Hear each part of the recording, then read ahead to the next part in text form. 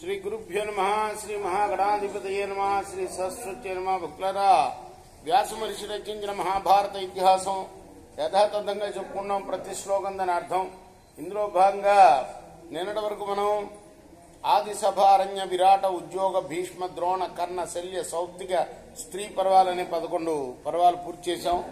12వదైన శాంతి పర్వంలో కూడా 140 అధ్యాయాలు పూర్తి చేశాం నిన్నటి వరకు. ఈ రోజున 141వ అధ్యాయాన్ని ప్రారంభం చేద్దాం. ప్రారంభించే ముందు వ్యాస భగవాను ప్రార్థన చేసుకుందాం. వ్యాసాయ విష్ణు రూపాయ వ్యాస రూపాయ విష్ణవే నమో వై బ్రహ్మనిదయే వాసిష్ఠాయ నమో నమః. నారాయణం నమస్కృత్య నరం చైవ నరోత్తమం దేవీం సరస్వతిం వ్యాసం తతో జయముదీరయేత్. సదా నింబవృక్షస్య మూలాదివాసాత్ సుధాస్రావిణం తిక్తమత్తే ప్రియంతం తరుం కల్పవృక్షాదికం సాధయంతం నమామీశ్వరం సద్గురుం సాయినాథ్. సమర్థ సాయినాథ్ మహారాజ్ की जय. విశ్వామిత్ర శపచ సంవాదం అనే అధ్యాయం ఉంది. యుధిష్ఠిర ఉవాచ హీనే పరమకే ధర్మే సర్వలోకాభిలంఘితే అధర్మే ధర్మతాం నీతే ధర్మే చ ధర్మతాం గతే. మర్యాదాసు వినస్తాసు క్షుభితే ధర్మనిశ్చయే రాజభిః పీడితే లోకే పరైర్వాపి విశాంపతే. సర్వాశ్రమాషు మూఢేషు కర్మసూపహతేషు చ కామాల్లోభాశ్చ మోహాశ్చ భయం పశ్యత్సు భారత. అవిశ్వస్తేషు సర్వేషు నిత్యం భూతే భీతేషు పార్థివ వికృత్య హన్యమానేషు వంచేత్సు పరస్పరం. సంప్రదీప్తేషు దేశేషు బ్రాహ్మణే చాతి పీడితే అవర్షతి చ పర్జన్యే మిథో భేదే సముద్ధితే. సర్వస్మిన్ దస్యుపసాద్భూతే పృథివ్యాముపజీవనే కేన స్విద్బ్రాహ్మణో జీవే జగన్యే కాలాగతే. ధర్మరాజు అంటున్నాడు భీష్ముల వారితోటి, లోకంలో అందరూ ధర్మాన్ని అతిక్రమిస్తున్నారు, ఉన్నత ధర్మం క్షీణిస్తున్నది, అధర్మమే ధర్మం అవుతున్నది, ధర్మం అధర్మం అయిపోతున్నది, అన్నింటి హద్దులు కూడా చెరిగిపోతున్నాయి. అంటే అసలు దుర్యోధనుడు పుట్టడమే కలియుగం ప్రారంభమైంది అంటారనమాట. ఇలా జరిగిపోతుంది. మరి శత్రువులే కాకుండా పాలకులు కూడా ప్రజలను పీడిస్తున్నారు. ఆశ్రమాలన్నీ కూడా కర్తవ్యాన్ని తెలియలేకుండా ఉన్నాయి, కర్మలు నశిస్తున్నాయి. కామలోభ మోహాల వల్ల అందరిలో కూడా భయం కనిపిస్తున్నది. ఎవరికి ఎవరి మీద నమ్మకం ఉండటంలే. అందరికీ నిత్యము భయమే భయం. లోకులు కపటంగా ఒకరినొకరు మోసగించి చంపుకుంటున్నారు. దేశమంతా మండుతుంది. బ్రాహ్మణులు పీడింపబడుతున్నారు. వానరులు లేవు. ఒకరంటే ఒకరికి పడదు. లోకంలో జీవించే సాధనాలన్నీ దొంగ వ్యవహారాలుగా తయారయ్యాయి. ఇటువంటి అధమకాలంలో బ్రాహ్మణుడు ఏ మార్గంలో జీవించాలి అని ధర్మరాజు భీష్ముడిని అడుగుతున్నాడు. అతితిక్షు పుత్ర పౌత్రాన్ అనుక్రోశాన్నరాదీప కథమాపత్సు వర్తేత తన్మే బ్రూహి పితామహ. ఓ పితామహ, ఈ స్థితిలో బ్రాహ్మణుడు పుత్రపౌత్రులపై జాలితో వారిని వీడటానికి సిద్ధపడకపోతే బ్రతికేది ఎలా? ఈ విషయాన్ని నాకు చెప్పండి. కథంచ రాజా వర్తేత లోకే కలుషతాంగతే కథమర్థాశ్చ ధర్మాశ్చ నహీయేత పరంతప. ఓ పరంతప, లోకం కలుషితమైనప్పుడు రాజు ఎలా జీవించాలి? ఏ రీతిగా ధర్మార్థాల నుండి జారకుండా నిలవగలగాలి రాజు? బ్రాహ్మణుల గురించి, రాజు గురించి ప్రశ్నిస్తున్నాడు ధర్మరాజు భీష్ముడిని. భీష్మ ఉవాచ, భీష్ముడు చెప్తున్నాడు. రాజమూల మహాబాహో యోగక్షేమ సువృష్టయ ప్రజాసు వ్యాధయశ్చైవ మరణంచ భయాని చ. యోగము, క్షేమము, సుసృష్టి. యోగం అంటే ఏంటంటే మనకు లభించనిది, లభిస్తే అది యోగం. దాన్ని చక్కగా కాపాడుకుంటే అదే క్షేమం. యోగక్షేమాలు అడుగుతారంటే అది అర్థమైందా? మనకు లభించనిది, మనం ఎంత కష్టపడినా లభించనిది దానంతా అదే లభించింది అన్నది, అది యోగం. దాన్ని కాపాడగలగడం క్షేమం అన్నమాట. అదే చెప్తున్నాడు ఇక్కడ. యోగము, క్షేమము, సువృష్టి, ప్రజల్లో వ్యాపించే వ్యాధులు, మరణం, భయం ఇవన్నీ రాజును బట్టి జరుగుతుంటాయా ధర్మరాజా? భీష్ముడు చెప్తున్నాడు. కృతంత్రేతాం ద్వాపరంచ కలిశ్చ భరతర్షభ రాజమూల ఇతి మతి మమ నాస్త్యత్ర సంశయ. కృతయుగం, త్రేతాయుగం, ద్వాపరయుగం, కలియుగం ఇవన్నీ రాజును బట్టే జరుగుతాయని నా అభిప్రాయం అయ్యా. ఈ విషయంలో సందేహం లేదు. తస్మిన్ స్వభ్యాగతే కాలే ప్రజానాం దోషకారకే విజ్ఞాన బలమాస్తాయ జీవితవ్యం భవేత్ తథా. ప్రజలను ఇబ్బంది పెట్టే అటువంటి కాలం ఏర్పడినప్పుడు బ్రాహ్మణుడు విజ్ఞాన బలాన్ని ఆశ్రయించి జీవించాలి. అత్రాప్యుదాహరంతీమం ఇతిహాసం పురాతనం విశ్వామిత్రస్య సంవాదం చండాలస్య చ పక్కనే. ఈ విషయంలో విశ్వామిత్రుడు ఒక చండాలుడు ఇంట్లో చెప్పిన విషయాలను నీకు చెప్తాను. అంటే ఆ చండాలుడికి విశ్వామిత్రుడికి మధ్య జరిగిన సంభాషణాన్ని చెప్తాను, విను. త్రేతా ద్వాపరయో సంధో తదా దైవ విధిక్రమాత్ అనావృష్టి అభూద్ఘోర లోకే ద్వాదశి వర్షకి. త్రేత ద్వాపర యుగాల మధ్యకాలంలో దైవికంగా 12 సంవత్సరాల అనావృష్టి వచ్చింది. అనావృష్టి అంటే వర్షాలు పడకపోవడం, అతివృష్టి అంటే ఎక్కువగా పడడం, అనావృష్టి అంటే అసలు పడకపోవడం. అంటే 12 సంవత్సరాల కరువు వచ్చింది. ప్రజానామతి వృద్ధానాం యుగాంతే సముపస్థతే త్రేతా విమోక్ష సమయే ద్వాపర ప్రతిపాదనే.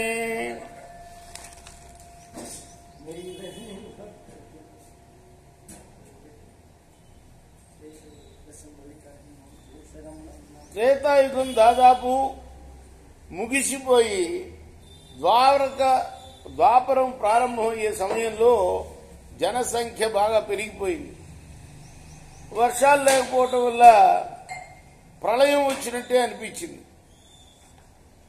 నవవర్ష సహస్రాక్ష ప్రతిలోమో భవద్గురు జగామ దక్షిణం మార్గం సోమో వ్యావృత్త లక్షణ.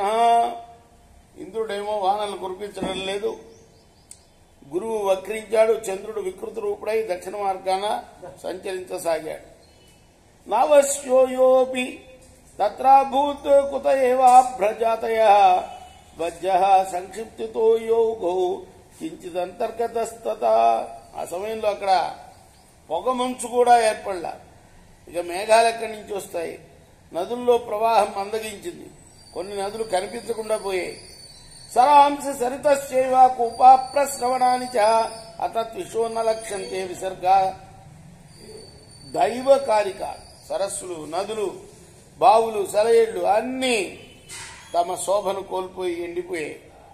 ఉపశుష్క జలస్థాయ వినివృత్త సభాప్రభ నివృత్త యజ్ఞ స్వాధ్యాయ నిర్వషట్కార్ మంగళ ఉచ్చిన్న కృషి గోరక్ష నివృత్త విపణాపన నివృత్త యూప సంభార విప్రణష్ట మహోత్సవ. చిన్న చిన్న జలాశయాలు పూర్తిగా ఎండిపోయాయి, చలివేంద్రాలు మూతపడ్డాయి, కళ్యాణోత్సవాలు అసలు జరగటంలా, వ్యవసాయం గోరక్షణం పాడైపోయాయి, బజార్లు అంగళ్లు మూతపడ్డాయి, గొప్ప గొప్ప ఉత్సవాలన్నీ కూడాను జరగటం లేదు. అస్తి సంచయ సంకీర్ణ మహాభూత తరవాకుల శూన్య భూయిష్ట నగర దగ్ధ గ్రామని వేసిన. ఎక్కడ చూసినా ఎముకల ప్రోగులు, అంతరా ప్రాణుల యొక్క ఆర్తనాదాలు. నగరాల్లో చాలా భాగం శూన్యమైపోయింది, ఇల్లు గ్రామాలు అన్నీ కూడా తగలబడ్డాయి. క్వచిత్ చోరై క్వచిత్ శస్త్రై క్వచిద్రాజాభిరాతురై పరస్పర భయాశ్చైవ శూన్యభూయిష్ట నిర్జన. కొన్ని చోట్ల దొంగల భయం, కొన్ని చోట్ల శస్త్రాస్త్రాల భయం, కొన్ని చోట్ల రాజభయం, కొన్ని చోట్ల ఆకలి భయం, కొన్ని చోట్ల ఒకరిని చూచి ఒకరికి భయం. ఈ కారణాల వల్ల నేలపై చాలా భాగం జనహీనమైపోయింది. గత దైవత సంస్థానావృద్ధ బాల వినాకృత గోజాభి మహిషీహీన పరస్పర వరాహత పరాహత. దేవాలయాలు, మఠాలు, మందిరాలు వంటి సంస్థానాలన్నీ కూడా మాయమైపోయాయి. వృద్ధులు, బాలురు చనిపోతున్నారు. గోవులు, మేకలు, గొర్రెలు, గేదెలు అస్సలు లేకుండా పోయాయి. ప్రజలు ఒకరినొకరు కొట్టుకుంటున్నారు. హత విప్రాహత రాష్ట్ర రక్ష ప్రణశ్చౌషధి సంచయ సర్వభూత ఋతప్రాయ బభూవ వసుధా తదా. బ్రాహ్మణులు నశించారు, రక్షకులు కూడా నశించారు, ఓషధి సమూహాలు నశించాయి. భూమండలం అంతా సర్వప్రాణుల యొక్క ఆర్తనాదాలతో నిండిపోయింది. తస్మిన్ ప్రతిభయే కాలే క్షతే ధర్మే యుధిష్ఠిర బభూ క్షుదితామర్చ కాదమాన పరస్పరం. అటువంటి భయానక కాలంలో ధర్మం కాస్త నశించింది. ఆకలి బాధతో మనుషులు ఒకరినొకరు తినుకటం మొదలుపెట్టారు. ఋషయో నియమాంశ్చ పరిత్యాజ్య అగ్ని దేవత ఆశ్రమాన్ సంపరిత్యజ్య సర్వధావన్నితస్తత.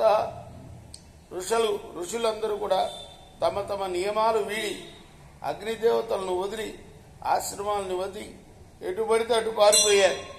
విశ్వామిత్రోద భగవాన్ మహర్షి రవికేతన క్షుధా పరిగతో ధీమాన్ సమంతాత్ పర్యధావత. ఆ సమయంలో విశ్వామిత్ర మహర్షి కూడా ఆకలి బారిన పడి అన్ని వైపులా పరిగెత్తడం మొదలుపెట్టాడు. త్యక్త్వా ధారాంశ పుత్రాంశ కస్మింశ జనసంసది భక్షాభక్ష సమో భూత్వా నిరగ్ని రవికేతన.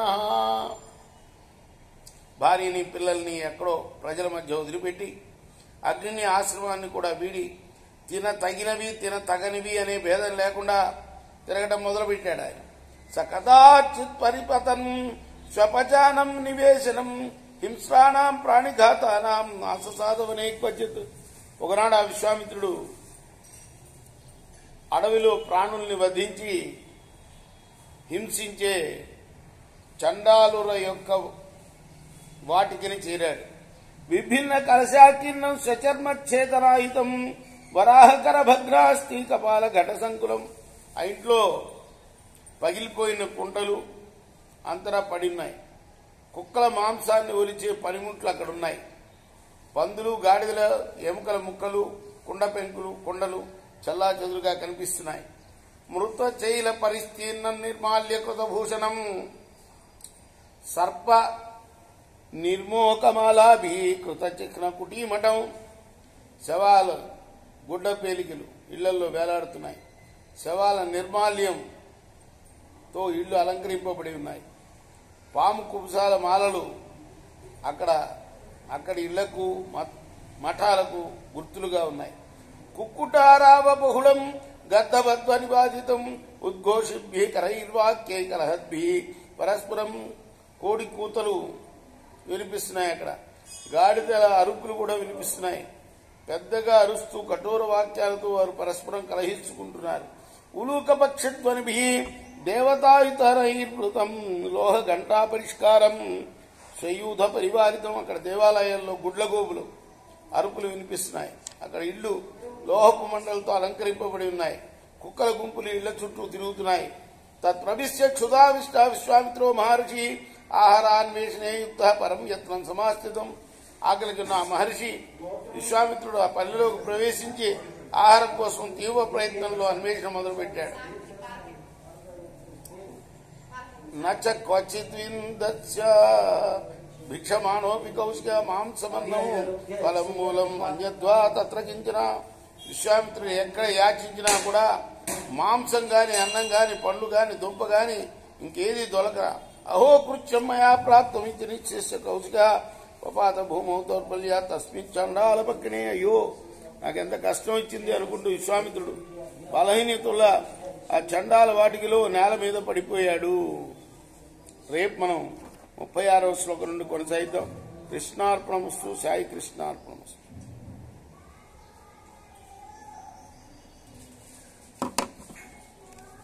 స్వస్తి ప్రజాభ్య పరిపాలయంతాం న్యాయేన మార్గేణ మహిమీషా గోబ్రాహ్మణేభ్యः శుభమస్తు లోకాः సమస్తాः సుఖినో భవంతు. కృష్ణార్పణమస్తు. సాయి కృష్ణ.